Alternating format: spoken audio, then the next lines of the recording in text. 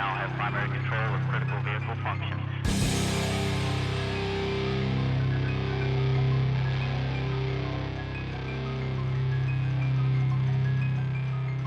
Roger, roll, Discovery.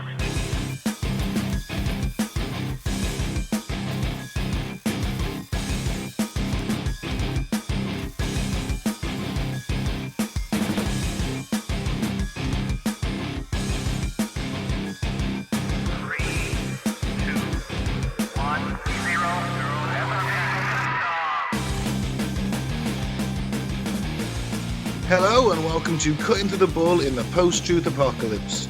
I'm Ben, and this week I'm joined by Mike. Hello. And Claire. Hey. And today we're going to talk about haunted objects, cursed objects, creepy shit that is attached to objects, certain objects even. I'm creepy and I'm attached to my dildo. Right. Does that count? Is it an enchanted dildo? Have you got a cursed dildo? I mean, I've got a haunted dildo coming up. Fantastic. I gave Mike one job. Find me a haunted dildo. And he's delivered. Bravo. First, Mike, do you want to welcome back some new and returning listeners, and then we'll do some weird news? Can do. Fantastic. What have we got? Slavonski Brod, Croatia. Santiago, Chile. Dallas, Texas. Aledo, Texas. Ottawa, Canada. Budapest, Hungary. New City, New York. Didcot, UK. Shady Nasty, New York. Miami, Florida. West Palm Beach, Florida. Guildford, UK. Wandsworth, UK. Brussels, Belgium. Ashburn, Virginia. Reservoir, Australia. Top 3, Harrow, UK. New York. Yay! It's a hell of a town, I hear. Hey. And number 1 is Orrington, Maine. All right, new one. Think so. Oh, fantastic. Thank you for listening all. Tell a friend, tell several friends. How many more Skype ones have we got until lockdown lifts then, Ben? It's a good question. Yeah, I should point out we're on Skype, by the way, to the listener. I don't know. I honestly don't know. When's the pubs open? When the beer garden's open? Is that when we can mingle again, is it? I think so. Isn't it the end of April or the middle of April, somewhere like that? Unless it all goes tits up and we encounter that third wave. I haven't been watching the news. It's like bloody Groundhog Day, innit? Yeah. Pretty much. Yeah, I don't know when it is. I think we can sit in a pub by the end of June. The 21st of June rings a bell. Nice. Let's hope it's a sunny day. Oh, beer gardens are earlier than that. But you have to pre-book. Fuck yeah. Bollocks to that. I ain't going to Because beer it's all gardens. table service. I mean, it's like in the Weatherspoons, it's great because you've got the app, so you can just sit outside and order to the app, but no one's getting in the Weatherspoons, apart from they're going to sit in that crappy little patio area. Oh. And be knifed by Jimmy the Stabber. Be knifed by Jimmy the Stabber out on parole. Telford, where we live, has got a stabber on the loose. We think so, anyway. I reckon it's the same dude. Do you? Yeah, I do, yeah. It's just, the MO is exactly the same. I mean, CSI Dawley were here. They did back me up. Yeah, there's a spate of stabbings, and it's not like even gang-related, is it? It's like, all that we know of. I mean, the one woman was 50, so RIPD. So, yeah, I mean, I don't think it's gang-related. I think it's just some bloke stabbing people. Lockdown fever. Yeah, man. Someone's finally snapped. Right, okay, let's start the first weird news then. Let's get the boys' views on this week's weird news. This is from the Daily Sun, which I think is an African paper. Zimbabwean, actually. ZA, isn't it? Is Zimbabwe ZA? Zambia, isn't it? Zambia? Yeah, there we go. Either way, I found this. I don't know how this came to me. Well, Pastor, I don't fart, I heal. Oh, I've heard about this guy. Pastor Christ Penelope of the Sevenfold Holy Spirit Ministries in that place, Siandani village in Guiani, Limpopo, said, people who tell the stories are wrong. These people are saying these things that aren't there. They hear these things and believe them. Photos of the pastor sitting or standing on top of the congregants are making the rounds on social media, with people claiming the air from his backside wasn't stinking but holy. There were claims that people were flooding to the church. Right? To have their face sat on.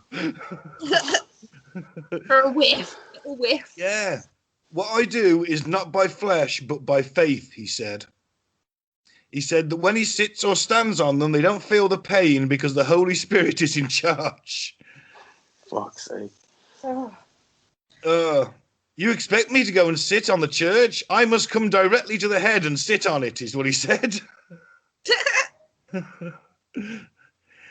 It started when the Master Jesus Christ, when he stepped on top of Peter. I don't remember that bit of the Bible. Don't remember that bit. Oh, fuck, no point asking me. I've only read the fucking children's colour illustrated Bible when I was a kid. What, were you sexually molested by a priest? He said you'd never speak that again. Look at the book, young Mike. Look at the book. Always look at the good book. Yeah, was that how it went? Something like that. Yeah. Some people are against him, though. One chap says, when we come to church, it's because we need prayers, not to be farted on. And he should pray to his God and ask to be given another way of healing people. So has he miraculously healed anybody? Or is it, Funnily enough, it doesn't say. It's like, he's cured my cold, I can smell your fart. He's literally guffing straight into their mouths, man. It's fucking vile. What the fuck? And taking their money for the privilege. Yeah. He's like a reverse prostitute. Or a prostitute who's figured out this fantastic business model. Do you ever get the feeling the human race is doomed? All the time, my friend. All the time. Yeah. But it won't be doomed if this next story is true. Right, let's have a look. See my segue there? Loved it. Thank you. This is from the Sun UK. The shit. The shit. The scum. The scum. Brits would want Arnold Schwarzenegger to lead Earth in the event of an alien invasion, poll reveals. I think it's a fucking fantastic idea and I'm behind it. No shit. 100%. You don't fucking Boris, do you? Oh, no, he'd dither and then before he actually made a decision, we'd be in ruins. Look at all those aliens, they're very nice chaps. And they're like, Boris, they're literally destroying London behind you, it's on fire. Oh no, I had a good sit down with the lead alien and, a squinty little man he was. Oh no! Had a massive head, oh no! And a big smile. Where Arnold Schwarzenegger get his net vest on, yeah. Paint his big, black camo things on his face, grab his guns and his knives, and follow in the footsteps of Jimmy the Stabber. Oh, do you think he'd still be in Predator mode where he's just hiding in the mud waiting for the aliens to attack? Yeah. Then he jumps out and does his Jimmy the Stabber impression. Yeah. No negotiations. Come on, you son of a bitch. He's an old lad now, though, isn't he? Oh, and he won't die. He can't. Oh, it'll be a sad day. It will be a sad day. It will. I mean, yeah. It will. I mean, we'll have to have a national day of mourning and possibly an emergency episode that day. Someone else out of the Predator died the other day, didn't they? The black geezer. No, is that of Alien? Oh, was it Alien? Yeah, that's it. Yaphet Kotto, yeah. Yeah. Apparently, they're all dying in the series in which they die in the movie. Is it a conspiracy you've heard? Is it the most recent? Yeah. Hot off the press, people. That's what I've heard. Who's next to go in the movie? I don't remember. I don't know. Maybe it's a cursed movie now. Was it the other woman, wasn't it? Not Not Ripley, the other woman. What's her name? The I macho honestly don't- looking woman that sort of looks like a guy but is a woman. No, that's the second one, Claire. That's Vasquez you're thinking of.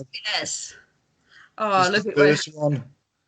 I forget her name now. As we speak. Oh, Vasquez.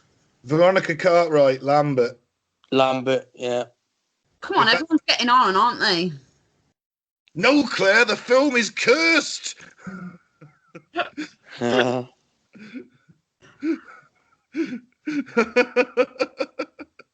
Just go with me on it. Let me have this one. It's cursed. It's cursed. Thank They've you. died 40 years after the film. It's cursed. Of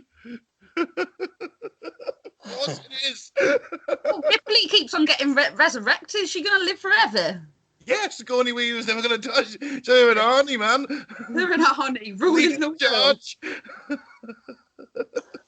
It's funny you should mention Sigourney Weaver. She made the list of Did this she? alien invasion as well. Oh, fantastic. That's Yeah. just because we look up to these people, isn't it? You know. Who was second? Will Smith. Well, that makes sense. Oh, Do you know who's third? Sir David Attenborough. What's he going to do? If I want... stick. If we get him the one from Jurassic Park with the mosquito in the amber Yeah. at the top, I'd pay to see that. That was his brother that played that role, wasn't it? Oh yeah. Oh well, that's blown out of the water. Look, my point is, if I want someone to make a nature documentary, I'm calling David Attenborough. He can make the documentary of the alien war while Arnie, Will Smith, and Sigourney Weaver lead the fucking charge. But I don't want him in charge. No, what you want him is as like bioweapons expert, don't you? You want to know how you can defeat them, their weaknesses. He's not a microbiologist, is he? No, he's a telly presenter, isn't he? Well, he's pretty knowledgeable. Oh no, let's overlook the bloke who's actually a microbiologist and just give the job to David Attenborough because he does some documentaries. That is exactly what's wrong with society, Mike. No one's listening to the experts anymore. He'd have him as an advisor at least. That's all I'm saying. No! I'd have Brian Cox over David Attenborough, and you know. Well, that's it. At least Brian Cox could play the keyboard and cheer us all up. I don't want to see that. He's a bit of a wet blanket. How dare you? Oh. How dare I call him a wet blanket? Yeah. His band was called Dare, wasn't it? What was it? Yeah, I was making a pun. Okay, so I Attenborough didn't was know third. that. Totally lost on me. Sorry, Mike. It's all right. Fourth was Bruce Willis. Yeah, okay. Fifth, Tom Cruise. Sixth, I prefer Sigourney Tom Weaver. Cruise. I'd prefer Tom Cruise to Bruce Willis, but I'd take Sigourney Weaver above everyone apart from Will Smith and Arnie. And then Harrison Ford and Gillian Anderson. Harrison Ford? Gillian Anderson? These are idiots. She faints when she sees an alien. Fuck. She wouldn't believe it if she's anything like Scully. That was the one thing that got me about the X-Files. It's like, Scully, you have been like thrown around by poltergeists. You've been slapped about by ghosts. You've been abducted by aliens. You've been made pregnant by aliens. You've seen aliens numerous times. And you're still going, no, Mordred, I don't believe it. I mean, it's Independence Day. And she stood there going, nah, don't look at it. It's not real. Don't believe in it. But again, we're confusing her role as Scully in X-Files to the actress Gillian Anderson. Well, I suppose problem. so. What's Gillian Anderson going to bring to the role? She's a fiery redhead. That's about it, isn't it? Not a lot. Fair enough. I'll go with that. If it's in the next sentence. Yeah. Nicola Sturgeon, Never. judged the most popular British politician for dealing with visitors from another galaxy. And Trump made the top 10. I suppose it's because she's little and she's got a big head. Like the Crankies. And she just looked like wee Jimmy Cranky, doesn't she? So Yeah. maybe Let's that'll hope put the the aliens aliens- at ease. Yeah. A spokesman for the TV channel Blaze, which commissioned the research as part of UFO Week on the station, said Arnold Schwarzenegger is a strong choice for dealing with an alien invasion, bearing in mind he's not only a screen action hero, but was also governor of California.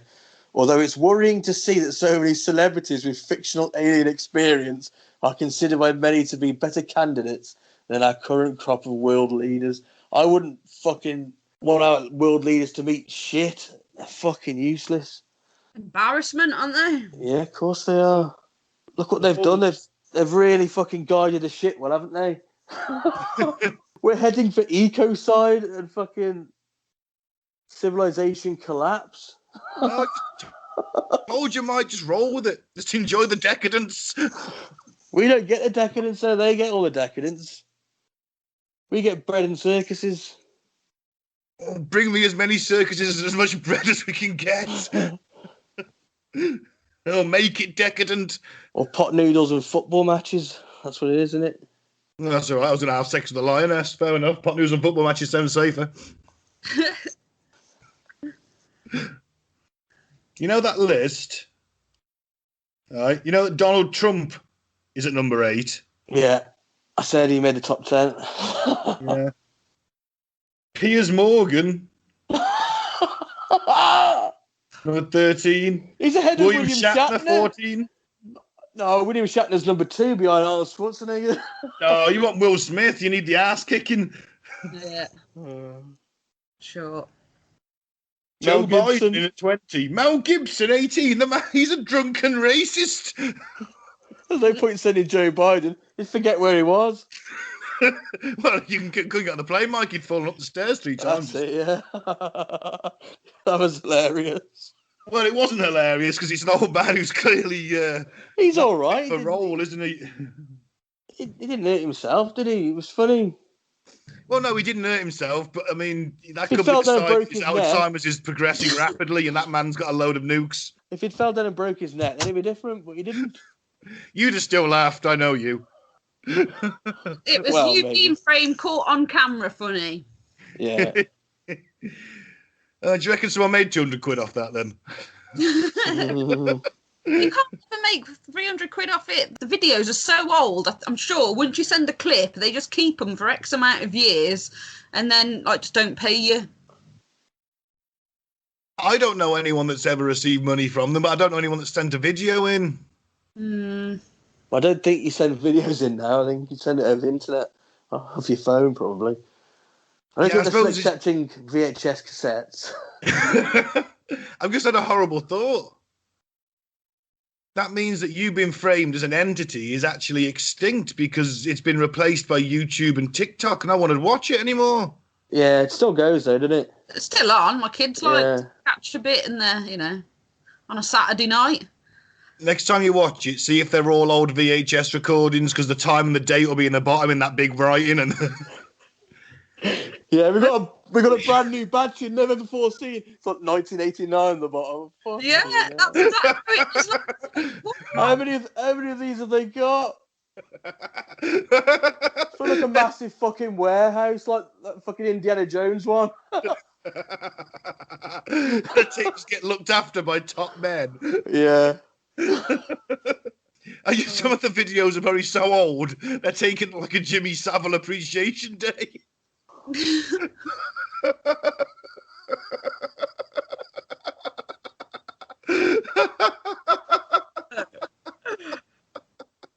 oh dear. Oh man, I was waiting to drop that out. All right, I thought this last bit of news would lead us nicely into the main topic. So Claire, do you want to... Yeah, so terrified grandma finds demon with horn standing over toddler's bed. So grandma's looking after the grandkids now she's begging for help after capturing a demon standing over her grandchild's bed just days after the top was heard warning an invisible intruder to go away. Tori Mackenzie set up a motion-activated camera at her son's house after complaints from his 2-year-old daughter, Amber Mackenzie, was talking to something unseen in the middle of the night. That's creepy. Have you seen the picture? Yeah. Burn the house down and don't go back. Yeah, it does look like a bearded goat man. It's got the fucking horns, man. Yeah. Are you looking at the same picture? Oh, yeah. And claws. He's got Freddy Krueger hands. Yeah. Looks like he's taking a shit on the bed. Yeah. Maybe he's farting on that kid's head. Maybe it's that priest. More likely than a fucking demon, anyway. So the 41-year-old trekked a camera app 4 days later to find a bone-chilling image of a figure standing inches away from the sleeping tot and her 7-month-old brother, Michael Mackenzie. And it had horns on its head and long claws. The creature is captured standing awkwardly, looking upwards, just a second before the infamous 3 a.m. witching hour. Tori insists the discovery has left her fearing for her grandchildren's lives. I'm not fucking surprised. If I'd have seen that standing next to the kid's bed, I'd have been like, oh, fuck. Burn the house down. Sacrifice the kid on an altar. Well, no, that would just make it stronger. Oh, shit. What have I done? You fucking idiot. I panicked. Then we're down a kid and we've got a more powerful demon. I just stabbed you in the heart. Shit. So, when she tried to rid the house, which was hers but is now owned by her son, of the evil present by burning oil, she claims cabinets and curtains started to open and close and music began to play up by itself. Whoa. And the mum of 5, Tori, shared her story via the paranormal Facebook page to ask for advice, and users were horrified, with many warning her to sell the house and others agreeing it looks demonic. Yeah, it does. Burn the house, don't sell it, burn it.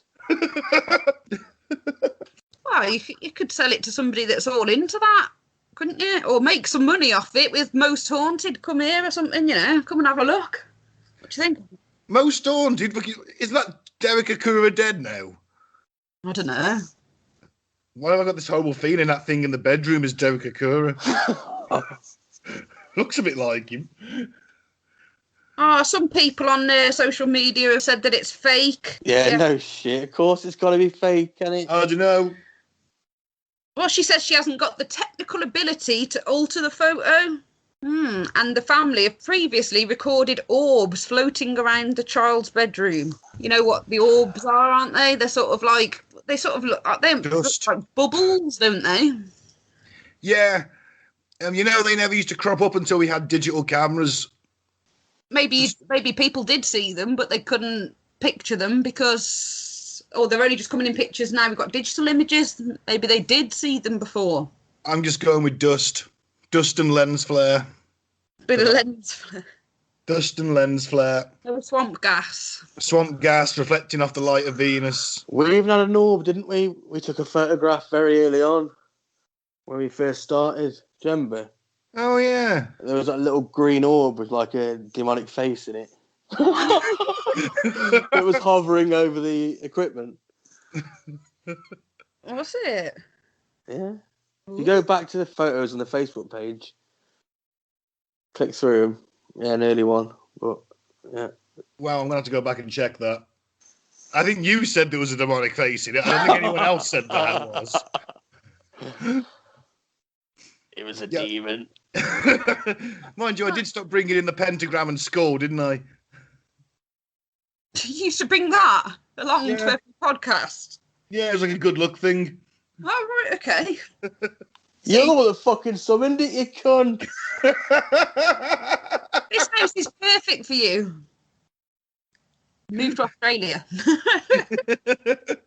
Kids aren't scared of it. They're thinking it's a friend. And A yeah, friend? yeah, I'd be concerned if they came out with a friend looking like that.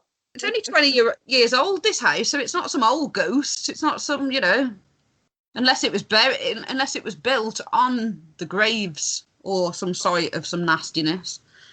You could argue it could be a ghost from there.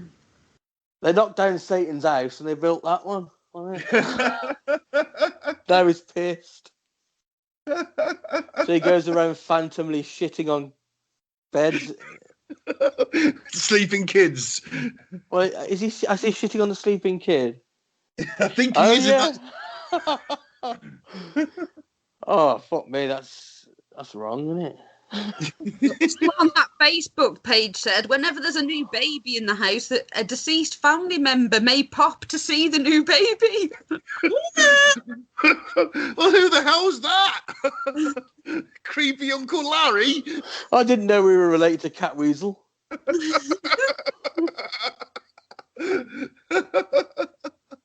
Yeah. Nah, that's scary. You wouldn't do that, would you? Not if I had horns and claws and fingers, I wouldn't pop back and see the little ones. Hey, kids. And then dookie on their heads. Yeah, I'm not here to eat your souls. I'm just here to have a shit in your face. Don't worry, it's a phantom shit. Yeah. Only I can feel it. You can feel it in the astral plane. I suggest you don't do any astral travelling for a few Yeah. Oh, man. Fuck. It's a creepy picture, though. Yeah, I mean, it's got to be fake, damn it. Come on. Has it, though? Yeah, because that means you have to believe in demons. Well, who knows? I mean, I could be sat next to one right now. I don't know. It could be, yeah. I don't know. No, it's probably not a demon. It's probably just faking it, But Yeah, let's face it. Come on. It's got to be a fake, isn't it? still creepy. It is. All right, then. So today's topic, the big Somali haunted objects and cursed objects. I got a British one to start from the 80s. Ooh. Oh. Have you ever heard of the curse of the crying boy painting? Yes. Yes, I have heard of this. Carl Pilkington mentions it on the Ricky Gervais podcast. It's a painting of a crying boy, and apparently all the houses burnt down, didn't they, that it was in? Yes, but it was found perfectly fine face down on the floor. All right. So this refers to this mass-produced replica of a painting by a Spanish artist, Bruno Amadero. And basically, it's just like in the 80s, loads of people had this. They reckon there was hundreds of thousands of these things hanging up because it was a little bit classy. Look at us, we've got a Spanish painting. Eh? Is it like that one that everybody had in their nan's, in their nan's lounge? It's got That's a little it. girl with the dog. That's it. That one, didn't they? Yeah. That is exactly it. So apparently, I was at a house fire in Yorkshire. A fireman was quoted as saying, "No firefighter I know would have a copy of that painting in their house." So yeah, the idea is if you've got one of these things, there's every fucking chance, according to this, your house could burn down and the only thing that's going to be left is this creepy little painting of a crying boy. Face down in a puddle. Face down in amongst the ashes of your belongings, and that's the only thing you'll be left with. You'll be stuck with it for eternity. Is it the tears that save him from burning? Who can say? Oh, I like that, Claire, yeah. Yeah. The Sun, the national newspaper, had The been shit sent. or the scum. Yes. We've determined what it should be called. The scum or the shit was sent 2,500 copies of these because they said we'll get rid of them for you. The problem is they didn't exactly know what to do, so they burnt them on Halloween. What the fuck? What the fuck? The Sun newspaper said, "Send me your possessed, evil, demonic, crying boy paintings, and we'll take care of them." Yeah. Right, he was head of the scum at that time. I don't know. It's the 1980s, so could have been Murdoch. Seems legit. That's what it was, wasn't it? Yeah, that's what it was. It was Send us all these haunted paintings and we'll burn them on Halloween. Yeah, and that just made him go stronger. Oh, fuck. You see, you're learning now, Mike. You're learning. The Sun, however, declared that it alone had lifted the curse of the crying boy. Yeah. I don't think the scum are qualified to talk about such matters. I don't think they're qualified to talk about much, apart from a football result. No, what Rupert Murdoch's done there is he's got all that evil and he's concentrated it and he's took it into himself, hasn't he? That's what he's done. Sucking up the smoke and fumes. Yeah. All burning. Yeah, they burnt it with hellfire because obviously it wasn't burning in normal fire, was it? The tears are putting it out. It can only be burnt where it was made in the pits of hell. Rupert Murdoch, of course, has a day pass down there, doesn't he? That's it. He's allowed down there anytime he wants. Although we could argue for the case that this painting is cursed, there is a solution. If you want to know what it is, or do you want to just keep believing the painting's cursed? Solution. Yeah, Mike? Yeah, go on. I thought you'd have gone for the painting was cursed. As it turns out, the reality is not as exciting as a potentially demonically possessed cursed painting that sets your house on fire. Is it like the one off Only Fools and Horses where the drip's coming off the ceiling or something? That's how the fire starts. And what it is that there's a lot of chip pan fires in the 80s. A lot of chip pan fires in the 80s. And a lot of people had them paintings in the living room. Of course, the fire starts in the kitchen, burns everything in the kitchen, but everything in the living room just gets a bit smoke damaged. It's not even that, actually. The string holding the painting will burn because first, and the lacquer they used on them was slightly fire resistant, so of course the string would burn, the painting would fall straight onto the floor face down, and that slightly fire resistant lacquer would protect the paint. Yeah, and of course no oxygen down there, is it? That's it, so the fire's not getting in, so your painting survives. Yeah. Good old science does it again. Well, I had you down for being convinced it was a curse 5 minutes ago. So do you want to do the next one then? Let's have a look what I've got. The Dybbuk box, is that how you say it? This was from a movie, so I must admit I'm not from a movie. This is a thing, but they did put it in a movie, which was The Possession. Never seen it. No, I haven't seen it either. What year was that? Oh, good question. Don't think it's 2012. I never seen it. So apparently, the story goes the first Dybbuk box appeared in 2003 when an antique store owner, Kevin Mannis, bought a vintage wine box from a 103-year-old Holocaust survivor via eBay. As you do. As you do. After a string of unexplained hauntings, including recurring nightmares, unexplained bruises, and the incessant stench of ammonia, i.e. piss, yeah, the box soon found its way back onto eBay, and after a few ownership swaps, landed in the hands of its current owner, Jason Haxton, who is the director of a museum of osteopathic medicine in Kirksville, Missouri. I can just think of that, imagine that thought process of, fuck me, this box stinks of piss. I bought it off a really old woman, and it stinks of piss. Oh, fuck this, put on eBay. I always sniff boxes first, you can't be too careful. But you can't sniff them on eBay, can you? You know? So, you know, that pissy box is doing the rounds. And she's 103, so she probably had, like, severe bladder infections. Yeah, quite possible. To message her. Why does this box smell of pee? Why does this box smell of pee? God, it's giving me a headache. It's giving me nightmares. I can just smell piss all the time. Yeah.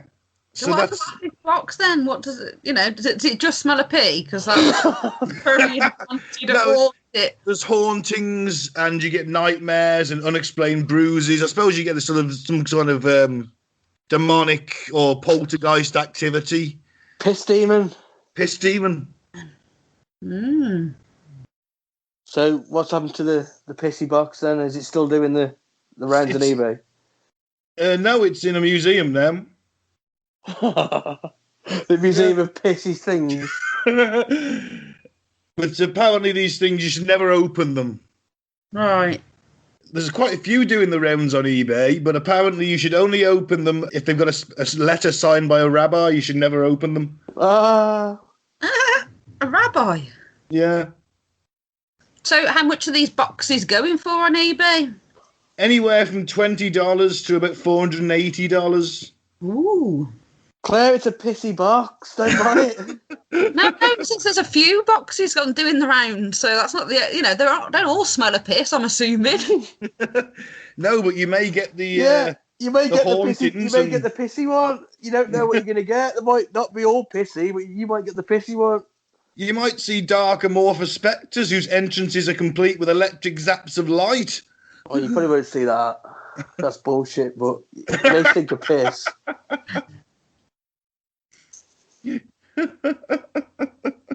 There's other less pissy boxes out there that give you, I should imagine, more enlightening experiences. Yeah. Yeah, they smell of shit instead. If that's what you find more interesting, Mike, you go for it. I'm going to shit in a box sent on eBay. Tell them not to open the box because it's cursed. It's good. Oh, dear. They'll fly off the shelves like hotcakes.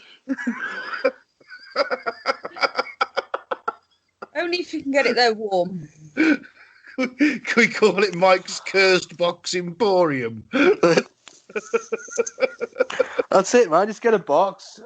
You can do some runic sort of art on it, Claire. Make it look a bit evil. I'll shit in it and tell them it's possessed. Don't open it. I'll get ordained by the Jewish church and become a rabbi. Sign the letters. Or just sign myself as rabbi, whatever. Bish bash bosh. There you go. In rolls the dosh. Dosh will take the dosh, yeah. But I do want one of them big, round, furry rabbi hats. That's my only condition. If you want. You've always got to dress the part, haven't you? Exactly. Dress for the job you want. And in this case, fake rabbi. Mandy, the porcelain doll manufactured in 1910, apparently in immaculate condition, or near enough. There's only a slight crack running in the face. This woman bought it thinking, my God, I'll make a killing on this. No. She would wake up in the middle of the night because she thought she'd hear a baby crying in the basement. Walking down the steps, there'd be no one to see, and except the basement window would be open, so she'd shut it and go back to bed.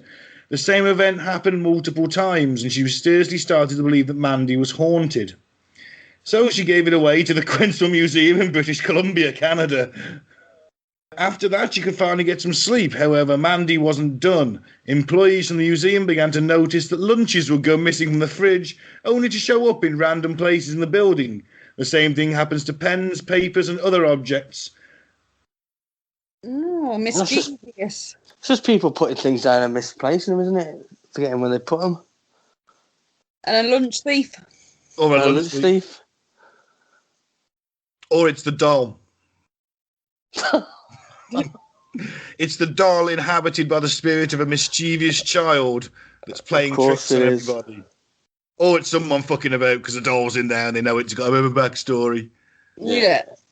Let's having fun at work, innit? Right. Yeah. Good on him.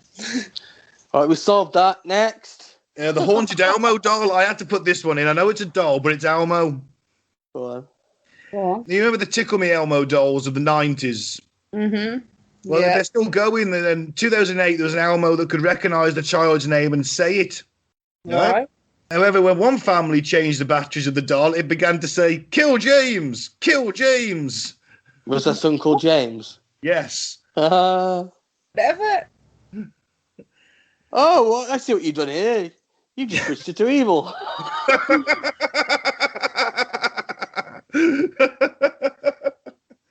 Now, apparently, this doll you could plug in and program it. You plug it into your laptop and program it. So there is a chance that someone was playing a prank, or the Elmo doll was switched to evil and become possessed by a serial killer. Or the manufacturers, someone had a cheeky day and just made a couple of evil Elmos. Yeah. Maybe. I don't know. I only put it in because it was Elmo, and, you gotta love what he says, unless he's trying to kill a toddler. Would freak you out, though, wouldn't it?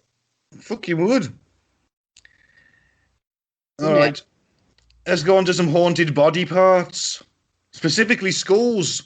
Skulls? Yeah. Screaming skulls. Oh. So, I've got a list here. I'll go through a few of them, give you some examples. So we'll start with the Bettiscombe skull. In the 17th century, Isaiah Pinney brought a slave back to his home after travelling for the English Civil War. The slave died under mysterious circumstances. He requested that his body be returned to his homeland in the West Indies. His request was ignored, and he was buried in a local graveyard. Screams were heard coming from his grave. Repeated attempts to dig up and bury his body elsewhere were followed by the same angry screams. Ooh. So they dug it up and buried it elsewhere? Yep, and he just kept screaming. Or they'd buried the poor bastard alive. About half a dozen times? Yeah. Hey, this is the 17th century. Medicine was not going well. No. It was leeches. Yeah. Maybe he had something where he goes catatonic. He's waking up and screaming his fucking head off. They finally get him out. He goes into shock again, goes completely catatonic. They bury him somewhere else. He wakes up. He starts screaming again. Yeah, that zombie thing, isn't there, in Haiti? It's a drug that makes you your body sort of shut down to minimum, and then people think you're dead. And you wake up a few days later. Yeah. Could be that. Possibly. I can't see him surviving being buried once, let alone. Yeah, you're probably right. It's probably bullshit. First breath, you're going to be like, oh, on soil, aren't you? Well, it depends if you bury in a box. Yeah. Now, if you're screaming the first night and they dig you up and for some reason you passed out again and they bury you somewhere else, the next night you wake up screaming again, so they bury you again, it could happen a few nights on the spin, couldn't it, before you died? Yeah, maybe. I don't know. That's just my theory. I mean, you'd be gutted, though, wouldn't you? You could be like, oh, fuck me. I keep falling asleep every time they open the box. That would be gutting. Oh, no, not again. Ow! Ow! Get me out of this fucking box! And then scream till you pass out, and then you wake up again the next night in a different grave, and you're like, well, you wouldn't know you're in a different grave, would you? You'd still think you're in the same one, to be fair. In a box. Yeah. You'd be like, I dreamt that someone dug me up, but it must have been a dream. Help! Fucking hell. The Burton Agnes Skull. Burton Agnes Hall was built in 1598 during the reign of Elizabeth I by three sisters of the same family. The youngest sister, Anne, was attacked near her home by robbers, and they beat her up after she refused to give them her ring. Townspeople, there's a pun there. Townspeople heard her cries, rescued her, and returned her home, but she died 5 days later. On her deathbed, she requested her head be placed within the walls of the manor. The family ignored her request, and shortly after she was buried and the house's construction was complete, the sisters began to hear houses throughout the house.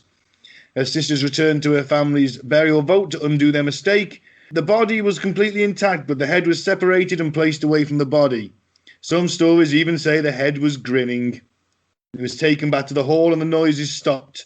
The noises would happen again when later residents tried to remove the skull, but they put it back in and everything was all right. Ooh. So why would you just want your head buried? It's a I don't bit of know. a request, isn't it? It's a bit in it. It makes me think it's another bullshit story, to be fair.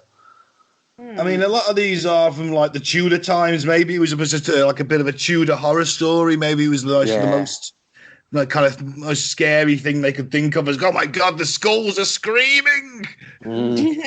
Yeah.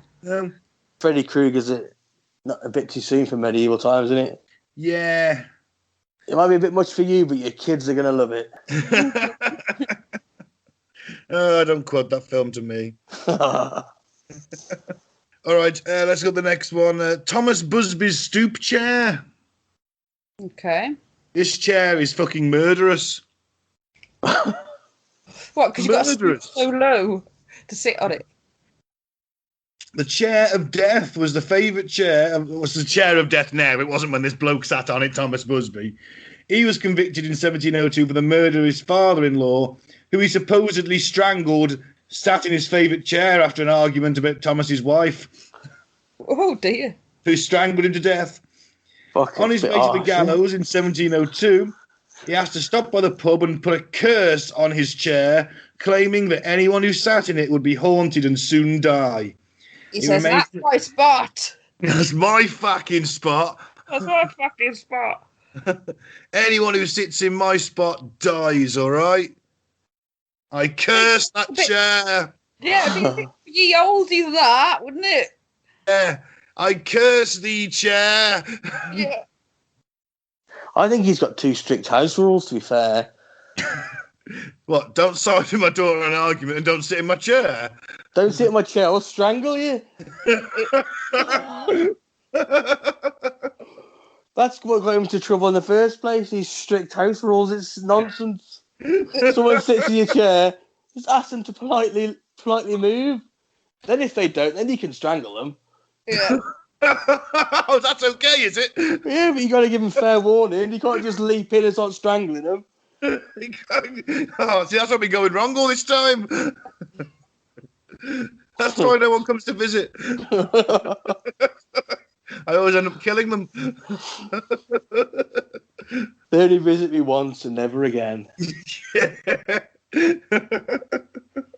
I've got their skulls in the basement now. Oh, wow.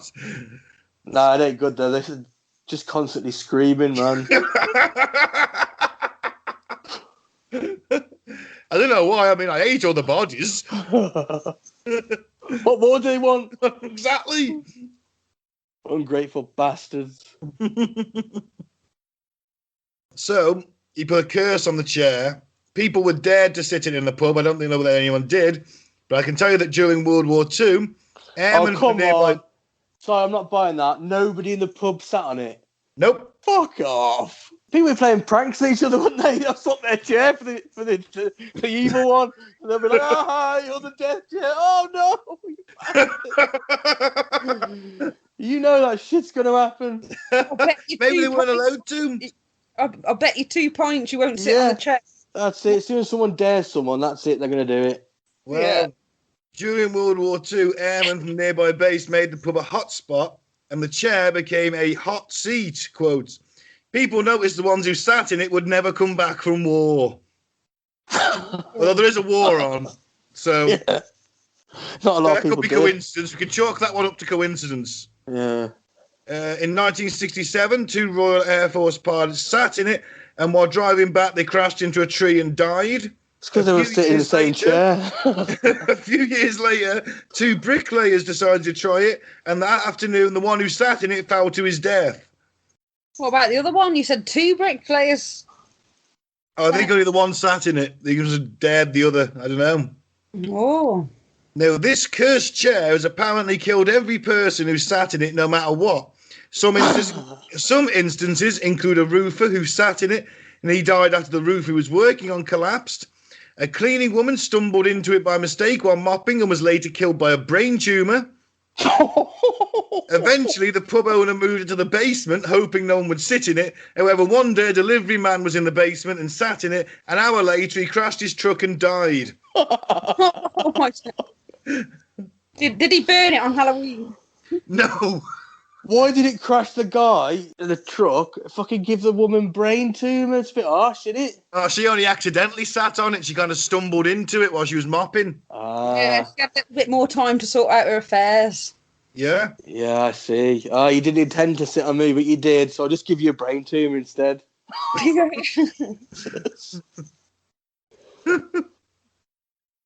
need to burn the chair for sure. Yeah, well, it actually got given to a museum and they've suspended it 5 feet up on the wall so no one can sit in it. Ooh. Yeah. Well, at least they're being responsible. More responsible than the landlord of the pub.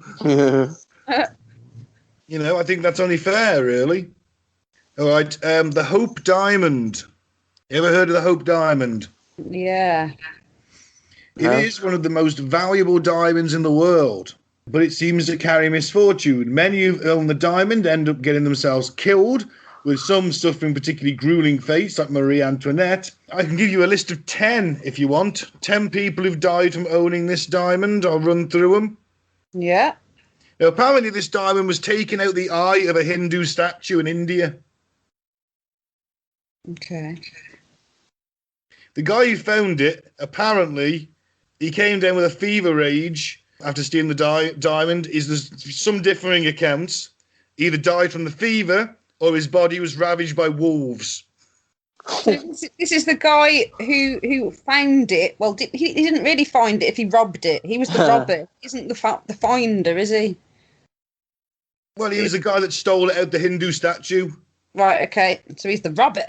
Yeah. The thief. Yeah. It's 45.52 carat gems. I don't know. Is that good? That's really big.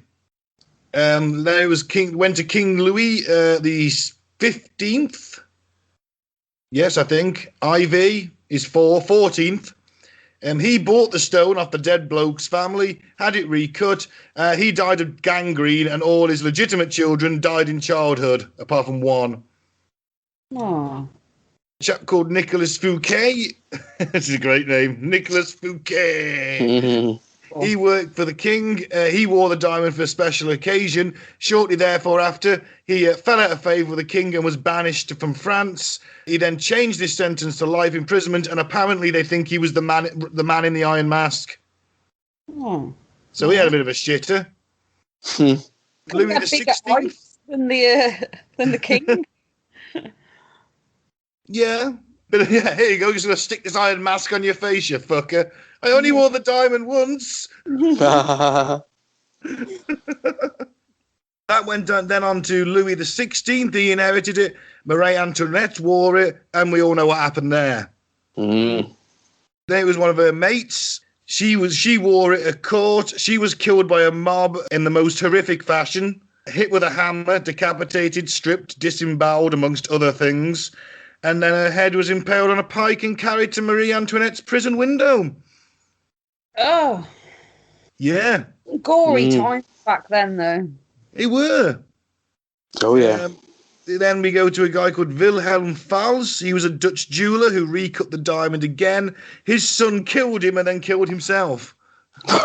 Simon Myakarides was a Greek merchant. He owned it. He drove his car off a cliff and killed himself, his wife, and his child. Yeah, but how many people owned it didn't die? I don't know, Mike.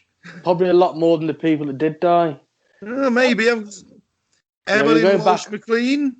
We're going back hundreds of years, over time. This must have been passed about willy-nilly. It's part of the just this massive diamond. Oh, you have this week. Anything I should know about it? Yeah, your wife and kids might die. Mine did. I thought he was doing it in chronological order, and everybody's died. Everybody's died. No, yeah, but they miss out the people. Order. No, they miss out the people that don't die. Well, Evelyn Walsh McLean was a spoiled heiress who lived a charmed life, and she bought the Hope Diamond. She wore the diamond, and there are even stories she'd affixed the jewel to her dog's collar and let him wander around the flat with the apartment with it. Oh, the fucking dog dies, doesn't it? I don't think it says anything about the dog, actually. But first, her mother-in-law died, then her son at the age of 9. Her husband left her for another woman and later died in a mental hospital. Her daughter died from a drug overdose. She eventually had to sell all the family business and died owing huge debts. Is that after the dog ate the diamond and then died because it blocked its intestine? No, it's just not every day your dog regurgitates the Hope Diamond. Finally, her family sold this diamond to a guy called Harry Winston. 9 years later, he mailed the gem to the Smithsonian, right? And the mailman who delivered the diamond to the Smithsonian had his leg crushed in a truck accident shortly after. He also suffered a head injury in a separate accident, and his house burnt down. Oh, fuck me. Talk about shoot the messenger, eh? Yeah, how much of that is true and how much of it is bollocks? Can't be Well, verified, can it? It's just hearsay. you know it makes sense, Mike. Clearly the diamond's cursed. Don't anger the Hindu gods. It was robbed in the first place. That's it. It's a blood diamond, technically. Maybe if one of those people went, right, I'm just going to take this back, it could have stopped the chain of events. Yeah. But no. No. Instead, all these rich people are dying horrible, gruesome deaths, and those around them are dying prematurely. Oh, the French Revolution one was a bit much, wasn't it? Yeah. You know, it was a violent time, admittedly, and I suppose only the richest were going to own it. So maybe can we chalk that one down to just coincidence? I think we could chalk it all down to coincidence. Well, Mike, what can I say? All right. The Haunted Wedding Dress. It's an American one. Mm-hmm. According to a legend, a woman named Anna Baker was born into a rich family. She fell in love with a man, but her father disapproved of their marriage because he wasn't quite high up the social ladder enough. She'd been so excited to get married to him, however, she'd already bought the wedding dress, but it hung in her room, never worn. She grew to be a spinster. She never got married, died in her 50s. But people say that now that wedding dress will move as if dancing in her phantom wedding that she never got to have. Ooh. Ooh, indeed. When does Oh, it there was a move? bit of a breeze in there. Yeah, people say. Fuck me. Oh, I did watch in a video where the woman who owns the house now, it's like a museum-y type place, said that numerous people have seen it. She's seen it herself. Obviously, nothing to do with getting people in the door or anything like that. Yeah. Yeah, well, I'll do the most famous haunted doll next. Yeah, Most famous. yeah, Annabelle. Oh, yeah. There is a film about this, and I've never seen it either. Yeah, no, mate. Neither have I. But, yeah, but Annabelle. Basically, a woman called Donna had Annabelle, and nothing like the film. She was just a run-of-the-mill Raggedy Ann doll. In the film, she's like this creepy little porcelain doll with a painted face. Donna got Annabelle from her mother in 1970, who bought a used doll at a hobby store. Donna was a college student at the time and living with a roommate named Angie. At first, neither thought the doll was anything special, but over time they noticed Annabelle seemed to move on her own. At first, it was just really subtle, just changes in position, the kind of things can be written off as the doll being jostled. But the movement increased, and within a few weeks, it seemed to become fully mobile. The girls would leave the apartment with Annabelle on Donna's bed and return home to find it on the couch. Their friend Lou hated the doll. He thought there was something deeply wrong with it, something evil, but the girls are modern women and didn't believe that sort of thing. There's something evil with that doll, I tell you.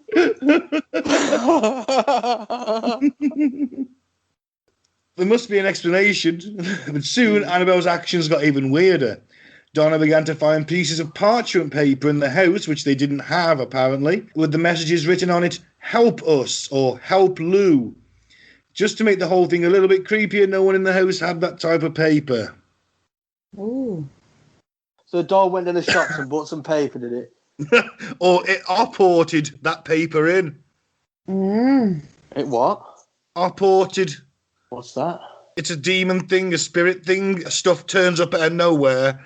It's like, say, like a wallet appears and there's obviously a spirit in the house. They call it opporting. It's a ghost trick. You know, Mike, when you magic something.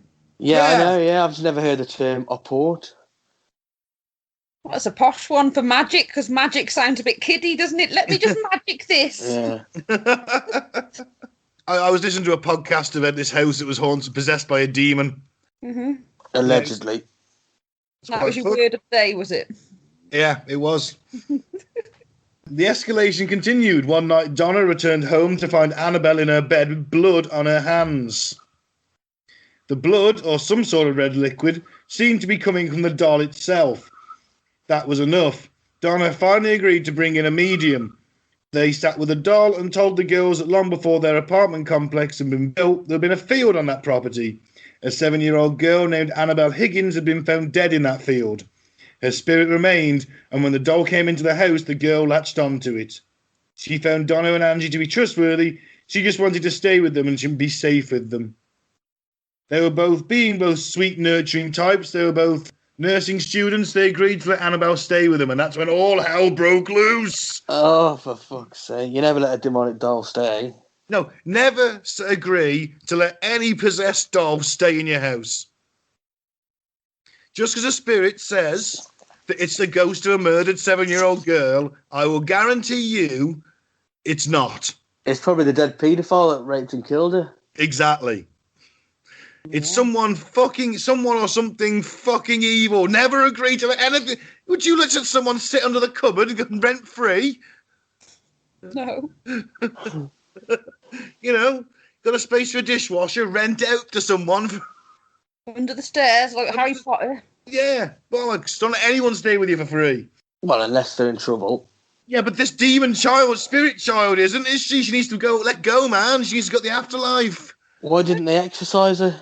Because the girls agreed to let the doll stay. Well, stay in the doll. That's the first mistake, innit? I don't know why they'd bring the spiritualists in. I'd be straight on the bonfire. Nah. Fucking too right.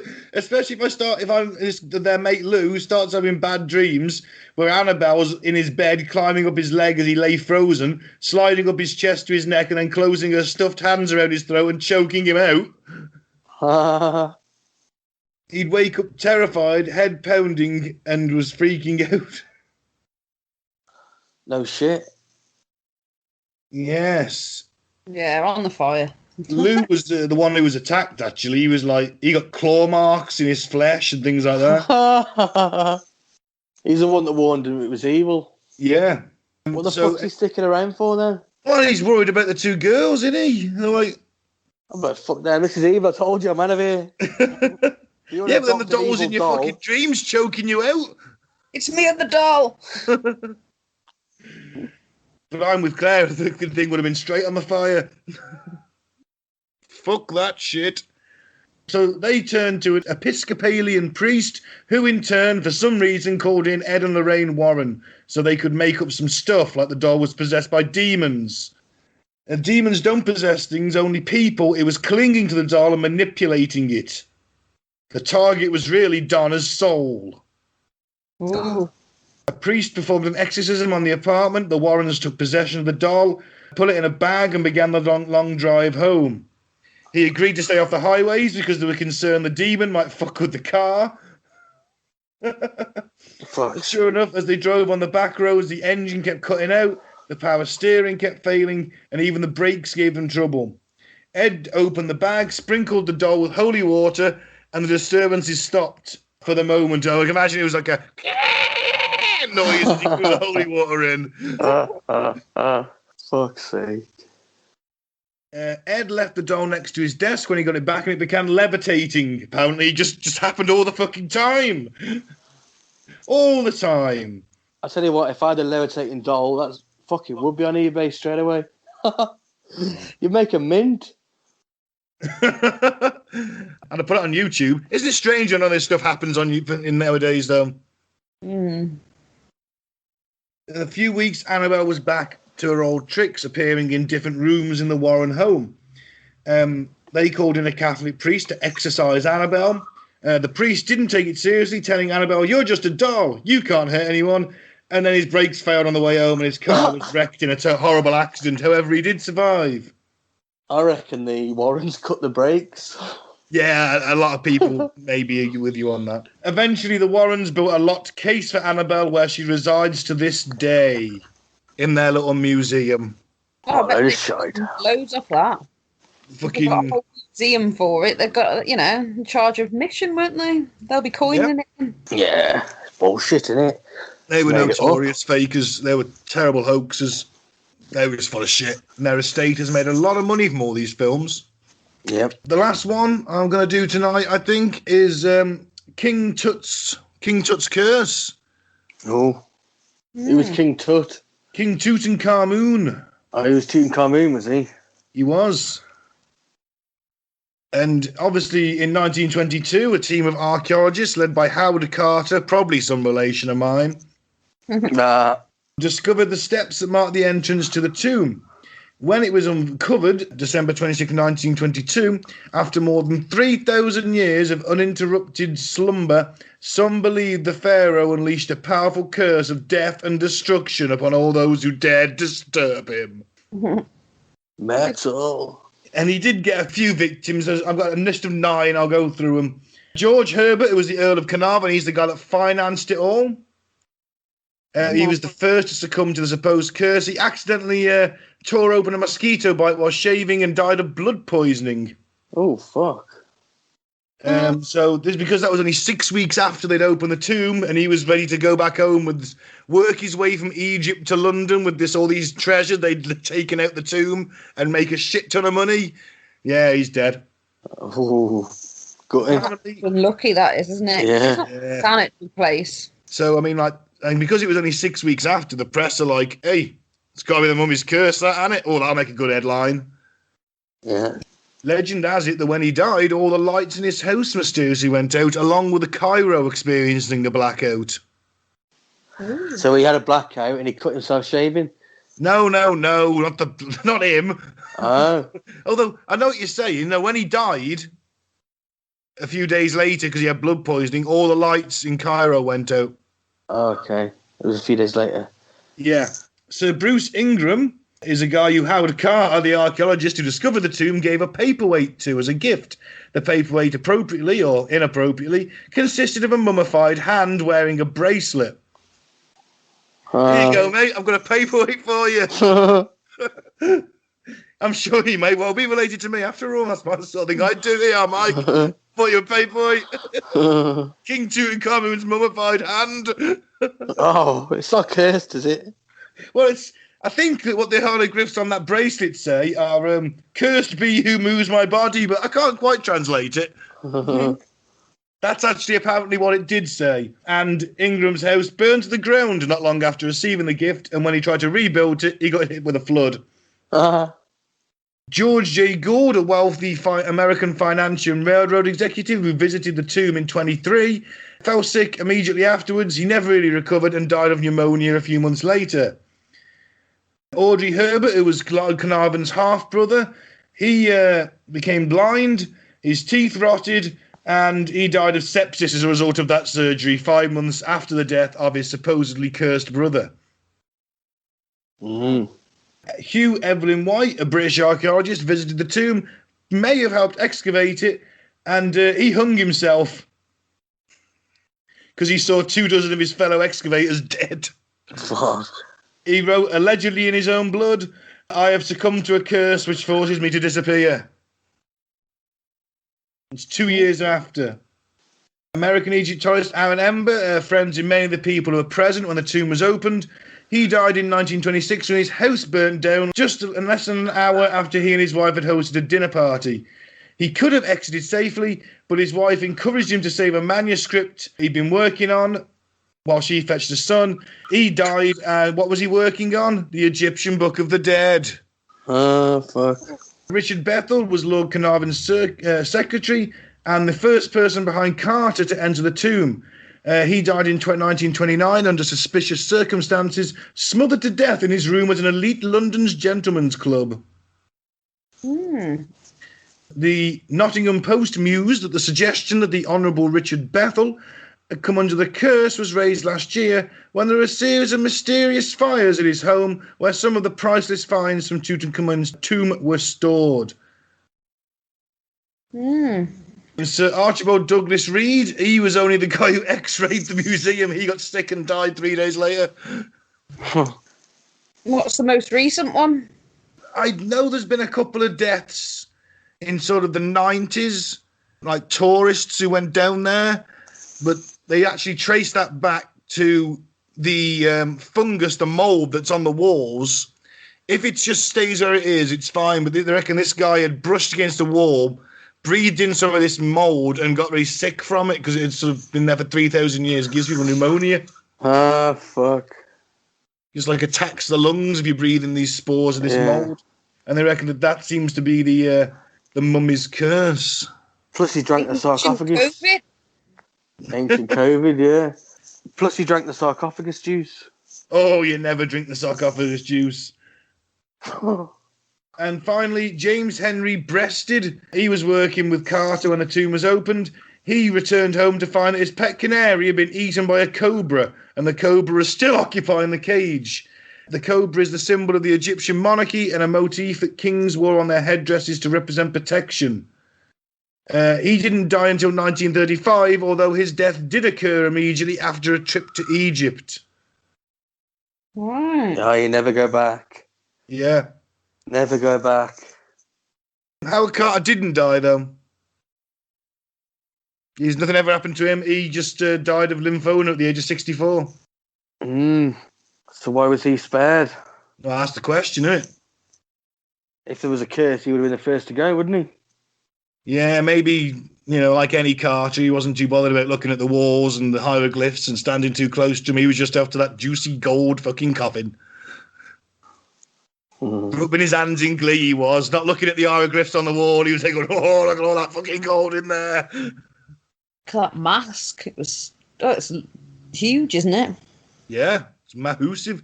It was on tour just before COVID as well.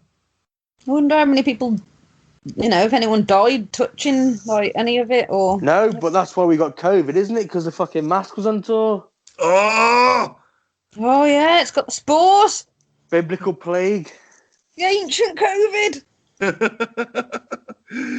Oh man, actually, me and my stepsister Nat paid for tickets for me mum and stepdad to go to that exhibition in London. Then it all got cancelled because of COVID. Maybe it was for the best. I'd say. Yeah. Okay, then let's end the show on some weird news and fucked up facts. Let's get the boys' views on this week's weird news. I'll go first. Irish Twitter crowdfunded an auction to bid on a haunted Victorian dildo and won. Told you I'd find it. Yeah. It's a beauty as well. Do you want to describe it? Well, it's probably as big as mine, except it's got a little base on the end. It's carved ivory. It's carved out of ivory. It's carved out of fucking ivory. It's only possibly haunted, though, Mike. Everything we spoke about is possibly haunted today.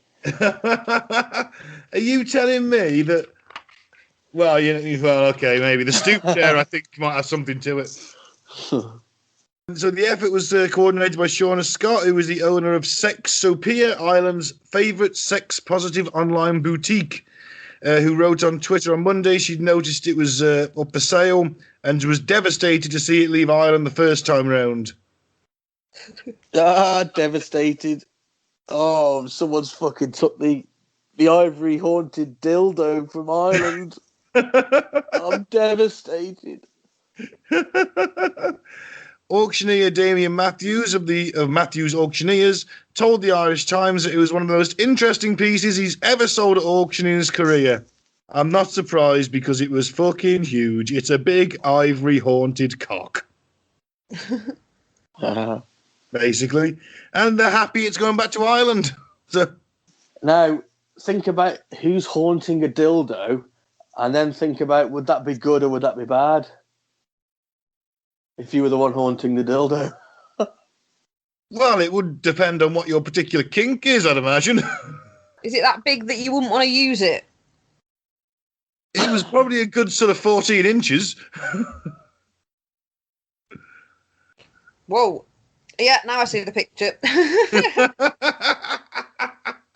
It's a beauty. It's a beauty. But my question is, who's haunting it? Who's haunting a dildo? And would it be better to haunting a dildo than, say, haunting a clock? Well, like I say, it depends on if you're a very kinky ghost. Maybe that's your thing. Who can say? Attraction being a clock. No. That's what I mean. You get rid of voyeurism, though, with a clock, don't you? Not if you're not in the bedroom. You could be, standing in the hallway. Oh, that's true. That's no good, is it? All you'll get is naked dashes to the toilet in the night. Yeah. You might see a bit of side boob, but you're getting in with the action and with this haunted dildo, aren't you? Fuck me. I think it's a good idea. Yeah. Well, I wouldn't want to own a haunted dildo, admittedly. No, you want to be the one haunting the dildo. I want to be the one haunting the dildo. Oh, if you owned a haunted dildo, you could, get with some right women, couldn't you? Or, I've got this haunted dildo. Just wave out the window. Look at this. I've got a haunted dildo. The ladies will be queuing up. The police will be queuing up. Yeah. Come on in, ladies.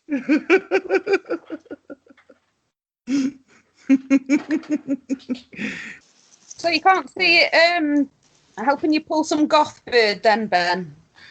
Oh no, because I don't want the dildo to be more attractive than me, do I? Hey, look at my haunted dildo. It's 14 inches long.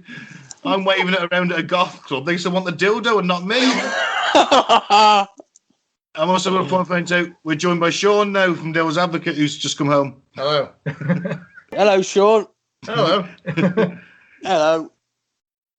I was here the whole time, really. Ben just keeps me in a cupboard. So that's who's living under your cupboard. I'm just there in a Superman t-shirt. Well, he pays me for that. It's his house. I don't want the big titty goth girlfriends to think that the dildo's more impressive than me. The size, yes, but not the haunted part. I don't have a haunted penis yet, though I am willing to consider it. Depends who's haunting your penis, though, innit? Well, I suppose it is, yeah. You don't want Jimmy Savile haunting your penis, do you? No, I don't. No, I think I'm getting serious trouble. I don't think that'd hold up in court either. Yeah. Jimmy made me do it. I dare you to call the son under an assumed name and say, I'm about to be convicted of sexual offences, but it's okay because Jimmy Savile possessed my penis. That's my defence. Or Michael Jackson, he just loves kids. Or being a kid, one of the two. Depends whose penis he possesses. But no, I don't want it possessed either. All right, what we got next? Okay. Next up, a New York director is selling farts for £61 a pop. Well, fucking hell. Cool. The phenomenon of non-fungible tokens, NFT, as a means of selling unique versions of digital art led to an online collage by the artist known as Beepy, or is it Beeple? People? I think it's Beeple, selling for more than $69 million. What? NFTs are markers that prove a digital item is unique, making them ideal for online art trading, as with Beeple's collage, but also with other types of digital file, such as audio recordings. Right. Film director Alex Ramirez Malice sensed the winds of change in the digital art world, and his product not only cuts the mustard, it also cuts the cheese, because it's a year's worth of the farts of himself and 4 friends. So these are audio recordings? Yeah.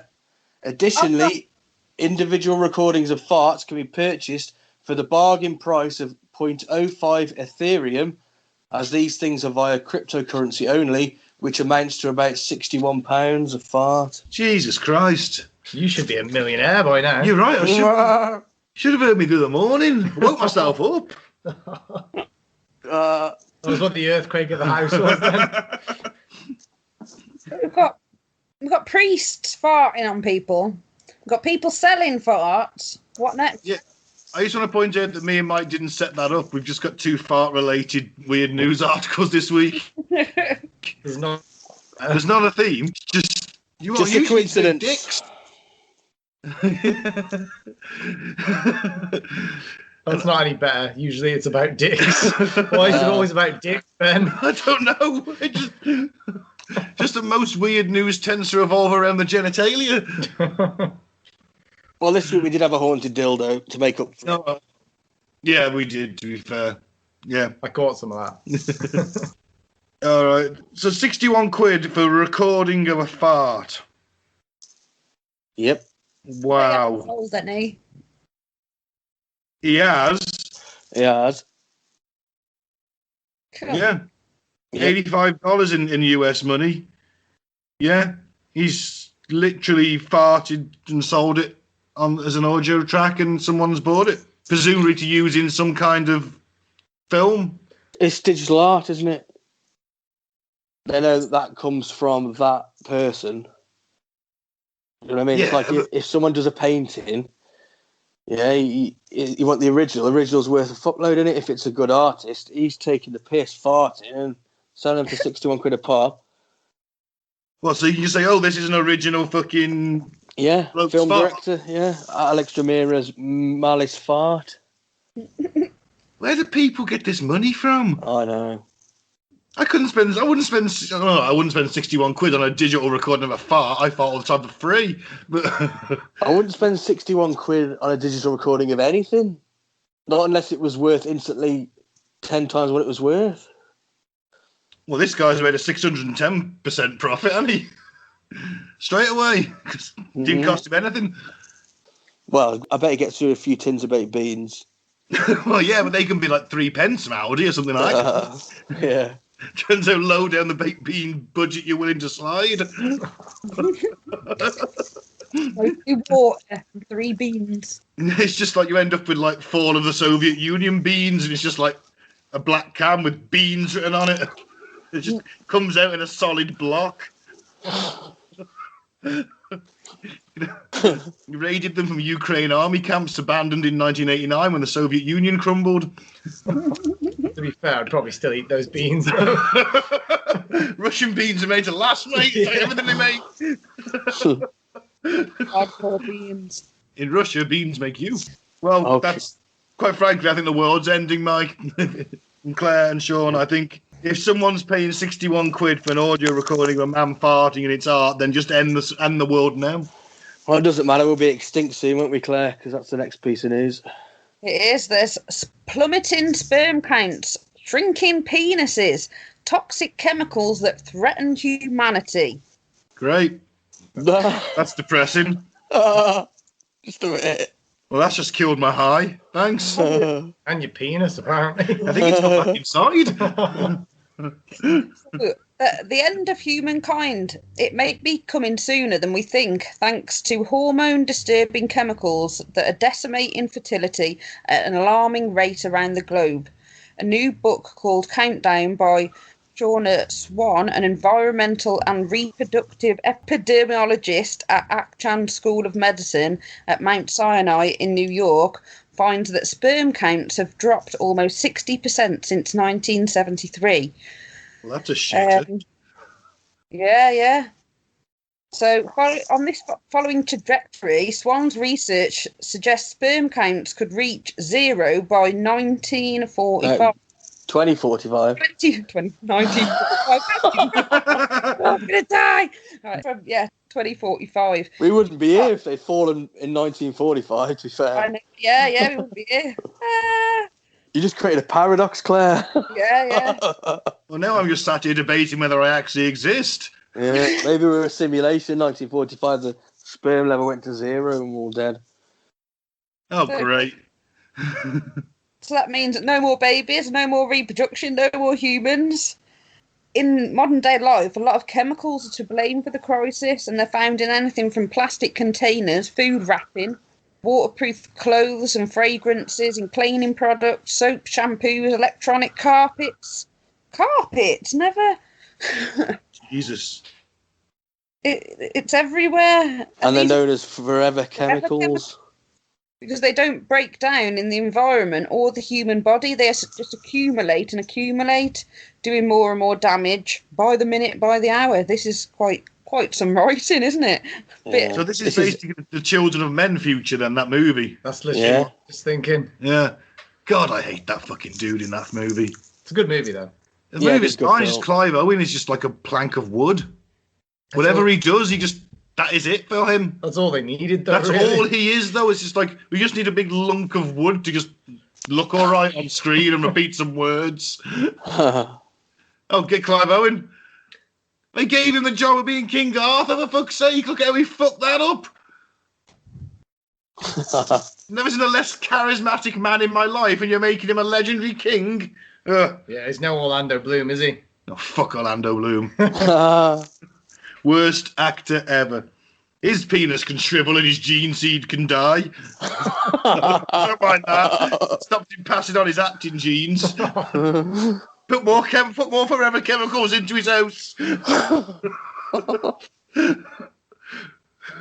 So, in some parts of the world, the average 20-something woman is less fertile than her grandmother was at 35. And she says that, on average, a man today will have half the sperm that his grandfather had. So, I didn't realise it was a competition. Oh, great. Now I'm going to have visions of my granddad come back from beyond the grave, visiting me tonight in a ghostly apparition, going, Ben! I got more sperm than you. Fuck off, Ben! granddad. It's a competition. Why are you a Jaffa? well, not only is it affecting, how many you've got, it's also affecting the quality, and also shrinking penis size and volume. Well, that hasn't happened yet. She goes on to say this is nothing short of a full-scale emergency for humanity. Yeah, Ben, you have to dig up your grandfather and compare cock size. Well, it won't be there now. This woman loves cock. If he comes back tonight and visits me, I'm asking him. What are you doing, Ben? I'm just measuring cock size with my dead granddad. All right. Oh, great. He's hung like Dr. Manhattan. Fantastic. That's all we need.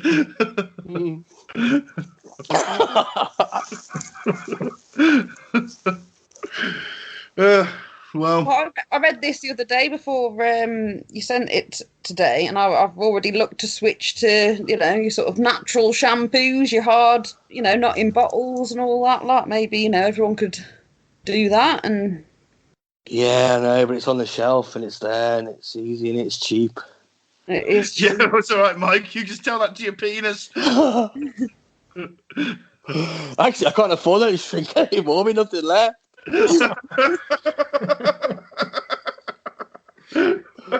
If that's not a good reason to get the old, vegan, eco-friendly, hard shampoo bar, I've just got visions of Mike now shopping, and he's just like, "Sorry, little guy, it's on offer." Yeah. 2 for 1. 2 for 1. Oh, my penis is another dimension anyway, so... That's true. Right. It's fighting a space war, wearing a cape, living its best life. Good luck to it, I say. But still, this is worrying. I do keep, I don't like air fresheners. Cancer dispensers. In this case, obviously, they're sperm killers as well. I don't like air fresheners either. Not at all. They're horrid. Yeah, they're just literally cancer dispensers and penis killers. So never again will I use them. And what's it called? Your deodorant. They're not good either, I don't think. Good old roll-on or a stick. I'll just give myself a wet stick. There's a wet stick. No, not, your deodorant stick. Oh, a rag on a stick. A rag on a stick. Wash myself with a rag on a stick. No. Well, there's got to be natural alternatives. I'm going to start bathing in the garden in rainwater. in a tub. Yeah, but there's loads of pollutants up, in the rain as well. Yeah, it's acid rain now. Well, dropping out into the atmosphere. Put a fire under the tub. I'll get it to boiling. I'll wait for it to cool down a bit. I'll jump back in. If you poison the earth, there's nowhere to run, is there? Space. Uh, No. All right, we're fucked then. So basically, we're all going to stop having kids, and the planet's dying anyway. Wonderful. yeah. Fucking hell, best that Mike. we- You know how to bring down a room, don't you? It's probably best we do die before we kill the planet. Well, I'm not going anywhere apart from the natural causes. Let my kids sort it out. Let their generation sort it out, the little bastards. It's their problem now. Their problem now. That's Yeah. for future Bens to solve out. It's your grandkids that'll have the 60% smaller cocks than you. Well, there you go. I can go back and haunt them. You got a tiny cock.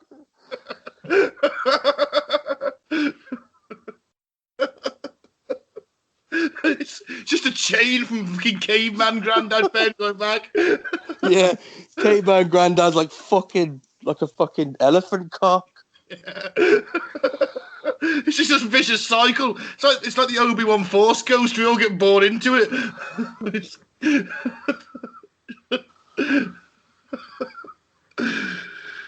Oh man.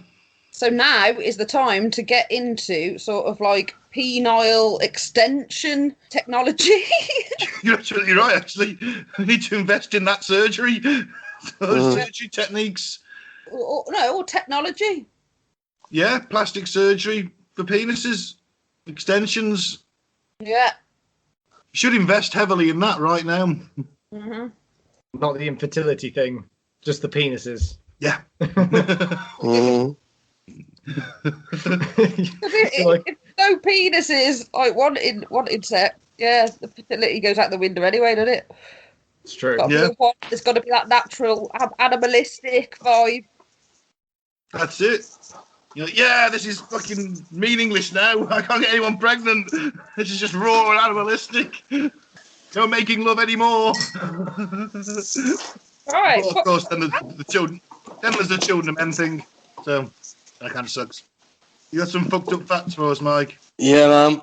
Okay, first up, Wiltshire invested in a new fleet of gritters in late 2019. Right. The gritters' names include Sir David Attenborough, Thor Enforcement, Usain Salt, That's good. and Spready Mercury. That's fantastic. I'm genuinely surprised there isn't Gritty McDrickface. Yeah. Sure, they put a competition out for that. They did, didn't they? Yeah. It's like Boating at Boatface, wasn't it? That won, and they still didn't name it that. Didn't they? No. Just shows, man. It's proof we don't have a democracy at all. Not even in things like that. Yeah, if I can't vote to call a name Boating McBoatface and they change it, then democracy truly is dead. That's it. Yeah. We don't live in a true democracy anymore, clearly. Got another thing to bring me down. You know, Mike. Captain Bringdown today. Yeah, you got a happy one. Yeah. Just popped up happy facts. Yeah. This is a funny one, at least. For 3 months in 238, the Roman Emperor was Pupienus. Pupienus. Poopiness. Yeah. Oh, hang on. Which is pronounced Pupienus. Poopy. So his name was Pupienus. Wow, I bet he just asked people to refer to him as Caesar, though, didn't he? I would. Yeah, because it's like, hi, old poopy anus. And you'd be like, oh, man. I told you before, just call me Caesar. Nope. Nah, they go, oh, my name's Papian Nanas. Something really weird and obscure. Yeah. Like when you see like bouquet instead of bucket. Yeah. That's obviously the classic, isn't it? Yeah. In Korea, everyone gets a year older on January the 1st, regardless of when in the year you were born. So whenever your birthday is, it's like, nah, you're a year old now on January 1st. Yeah. Fuck you, I'll age when I tell myself to age. God, That was North Korea or South Korea? Where was it? South. It just says Korea, so I imagine South. Or maybe both. I don't know. you only have to get birthday gifts on that, that one day then. Happy days. That's true, isn't it? All birthdays will be on the 1st of January. I'd expect that from Kim, but I don't expect that from the South. You can't use it as an excuse to I forgot your birthday, can you? That's true, yeah. Still tragic. It'd be more like Christmas Day, wouldn't it? Sort of exchanging presents. Yeah, but you get fobbed off all the time, wouldn't you? Because you're like, no, you're not having Christmas and birthday. You know, too close together, mate. We've got to spread the cost. They'll screw you like that, wouldn't they? Yeah. They don't do Christmas, do they? I have no idea. Everyone does Christmas. The Koreans. Some The form Koreans. Christmas. I don't know whether North Korea do it. They probably don't. They probably just have a day when they all get to wank over pictures of Kim. That's it. You're on the list now. I'm going to get a poison dart shoved into my leg when I next go out with some Korean bloke. Oh, don't you work in the Chinese? Ah, fuck! Yeah. So I don't eat Chinese food, just in case there's a Korean guy who wants to kill me. What's your next one? Early humans may have hibernated through the winter. If only. Believe that. Yeah. I wish you could still do that now. Oh, yeah. I think you still do that, don't you? Oh, yeah, sometimes. Yeah. I didn't wake up till 11 today, so that was pretty good. Got a solid 11 hours sleep. About 10, I think, yeah. Something like that. Sea otters have underarm pockets that they keep food and their favourite stones in. I didn't know sea otters had favourite stones. That's ace. How do they know the otter's favourite stones, though? I mean... Well, because they keep them in the pouch, don't they? Oh, yeah. Think about it. Every time you need a stone, you got to go to the bottom of the fucking river or whatever, the sea, to get the stone, don't you? Well, yeah, all right. It's weird. They've got little... It's like, hey, we've got a favourite stone. What they do is they lie on their backs, they put like crabs on their stomach and crack them with stones. Vicious bastards. Oh, I can just imagine a little otter like pulling it out, being like, yes. Favourite stone. Yeah. Just cracking a crab to death. Yeah. It's still blooded in the blood of his last fucking meal. Oh, man, I'll never look at a sea otter in the same way. It's dog eat dog out there, isn't it? It is. They're the dogs of the sea, aren't they? I suppose so, yeah. Yeah. Or are seals the dog of the sea? Seals, maybe. Otters look a bit like seals, though, don't they? They're smaller and live in rivers. Yeah. You can get sea otters. There you go. Next one, then. Okay, it is illegal to own a rabbit in Queensland, Australia, unless you can prove you are a practicing magician. Okay. Aren't they classed as a pest over there? Yeah. They got released, didn't they? Started eating all the crops and everything, and that's why they introduced myxomatosis over there, to kill them off. Oh. I know. Well, they're destroying you. If they're eating all your crops, you've got to do something. You can't starve people because the rabbits want to fuck. Yeah, because in Australia they had no native predators that would kill them. Why didn't they eat them all? Eat them all. Yeah. Rabbits are right, innit? Can't Yeah, leave one rabbit alone, though. No, you can't. That's true. Mm. There's not enough in it. Ah, well. Poor bunny. Shouldn't have turned up, should he? That's what you get. Saw on Facebook this morning, I can't remember which country it is, but they've got like a plague of mice at the moment, eating through their crops.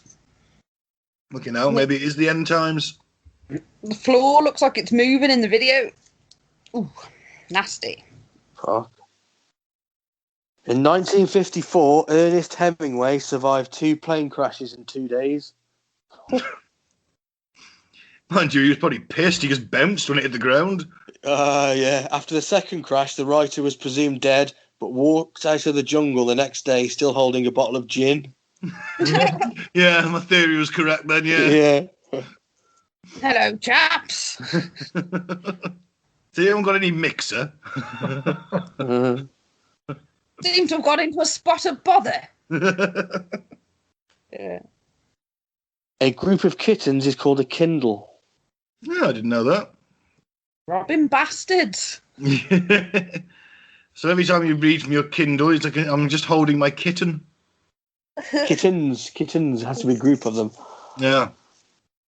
Holding my kittens. Yeah. Hmm. You are more likely to die during sex if you are cheating as opposed to having sex within a relationship. Hmm. Probably because your wife's going to stab you in the back while you're shagging her. Yeah, it's probably got a lot to do with it. Your chance of being killed by your Getting wrong caught. spouse Yeah. would go up dramatically, wouldn't they? Yeah. Yeah, I'll go with that. Isn't that pretty much what most murders are? Crime of passion. Apart from Jimmy the Stabber, who's just going around doing it for fun. In 1975, a cat was listed as the co-author of a prestigious physics paper Oh, right. because the author had accidentally written "we" instead of "I" throughout and couldn't be bothered changing it. What did the scientific community say? Crikey. Well, I suppose at least the cat was there with him, you know? Yeah. I might start going hanging out with some physics professors, see if I can get a mention. Mm-hmm. Okay, we'll end on a fart one, as we've been very farts heavy this episode. Farts aren't strong enough to propel humans into zero gravity. Attempts have been made. Oh, that's disappointing. So what, in zero gravity, if you fart, it won't propel you forward? Yeah. Ah. Clearly they've never seen a lagered up Ben, have they? Yeah, obviously not. Need to test you. They do. That'd be Do they- fucking awesome. Can you still set them on fire in zero gravity? No. No, because there's no oxygen. And it depends. If you're in outer space, then no. But if you're in the Space station. space station, then yeah, you can. Yeah. But of course, the last thing you want is like a jet of flame in an enclosed environment in space. I imagine If that would give it any power. I'd imagine there's the sort of no lighters allowed. They've got a no lighter policy in a pure oxygen environment in space. Yeah, and flames, they in zero G when there's no gravity, they just sort of like they pull, don't they? And sort of like Don't they? They go everywhere, don't they? well, the air conditioning, wherever the air conditioning's flowing or whatever, it'll follow that. I suppose it'd be like waves of fire coming at you. My ideas are so great. In sometimes. space. Just like the nukes that we're going to, just send into the atmosphere. Yeah. There's a lot of fire in my ideas, isn't there, sometimes? Yes, you can't smoke a joint on the space station, which I think is quite cruel. Because, I mean, imagine just sitting there looking on that view and just toking on a fat joint. You'd be like, oh, man, look at that. You'd spend all day there, couldn't you? You could vape, though, couldn't you? No, electric motor. Creating a spark. Yeah. It's not pure oxygen, is it, up there? I thought it'd be air. Near enough, I think. It's got to be kept to a fairly high standard, I thought. Mm. If it's too oxygen rich, it'll make you kind of high. Yeah. Yeah. If it's too high. I don't know. I'll research it for next time. Or the listeners can tell us. Just fiddle with a few knobs and then you won't need a joint. You got oxygen saturation. Woo! You just get in one of the sort of backpacks you use when you go out into space. You just sit there huffing on that, wouldn't you? Stick the helmet on and use it like a bomb. Yeah. We've got no more oxygen to go outside with. You've been using it to get high. I wonder if they can drink up there. They must be able to drink up there. I doubt it. Not often, like maybe on special occasions. Alcohol. Yeah. They sneak it up there, apparently. Yeah. Yeah, they're not allowed to, but they sneak it up there. No. Because astronauts get into trouble for doing it sometimes if they get caught. You just go inside for a fag, pop open the door. Ah! Yeah. It can be dangerous because everything's got to be in those sachets, doesn't it? No. But they don't put alcohol in the sachets, so people are smuggling like a bottle. It's not very safe, is it? No, and also it might throw the weight out Yeah. just enough for the takeoff to go wrong. Yeah. Because it's all like on a set weight, isn't it? You bringing an extra couple of kilograms might throw it off. Exactly. You might end up going to Mars instead of the moon. Plus, it's not very good to have drunk astronauts. I think it's a perfect idea. I can't see what can go wrong. Let's crash the ISS into the Earth. Right, so we end the show then? Yeah. Thank you very much for listening. I've been Ben. Don't drink the Flavour Aid. Don't join a cult unless we start it. I've been Mike. Thanks for listening. Peace out. May the force be with you. I just say, did everyone do their census yesterday? Yes. Yeah. Yeah. Yeah. Didn't like Jedi, though. I did. Oh, well done. I'm a member of the Temple of the Jedi Order, my friend. And yeah, how many courses you passed? How much of the reading you done? Less of that. Just because you're a member of it. I'm a member of the United Church of Bacon. I don't go around preaching it in the streets. Oh, stop pissing on my chips, you cunt. When are you building your own lightsaber? Well, fuck me. I'm only on question 1 on the course yet. Give me a when chance. you're going to float me a beer out the fridge using the Force? Working on it, buddy. Comes in time.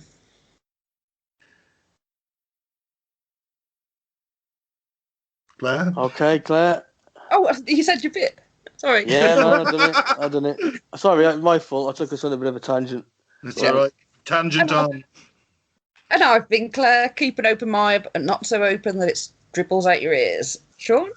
Am I doing one as well? You've been here, so why not? I've been Sean. Thanks for listening. Don't be a dick. Hey. Yeah. Hey.